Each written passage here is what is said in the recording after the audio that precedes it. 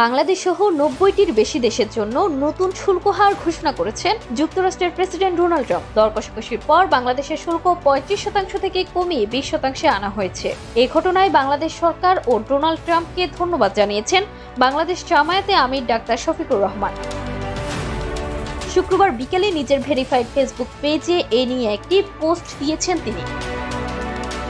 জামায়াত আমির তার পোস্টে বলেছেন, আলহামদুলিল্লাহ, বাংলাদেশের রপ্তানি পণ্যের উপর যুক্তরাষ্ট্রের পক্ষ থেকে যে উচ্চ ট্যাক্স হার ঘোষণা করা হয়েছিল, বাংলাদেশ সরকারের কার্যকর উদ্যোগে এবং যুক্তরাষ্ট্র সরকারের আন্তরিকতায় তা কমে ২০% নেমে এসেছে।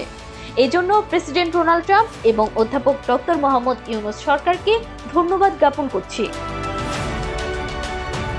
তিনি আরো বলেন, আশা করছি ভবিষ্যতে ডক্টর মোহাম্মদ ইউনূস এবং পরবর্তীতে যারা রাষ্ট্র পরিচালনার দায়িত্বে আসবেন তারা সম্মানজনক অবস্থান ধরে রেখে বিশ্ব কূটনীতির ময়দানে মর্যাদাপূর্ণ দায়িত্ব পালন করবেন। এই উদ্যোগে সংশ্লিষ্ট সবাইকে আবারও আন্তরিক ধন্যবাদ।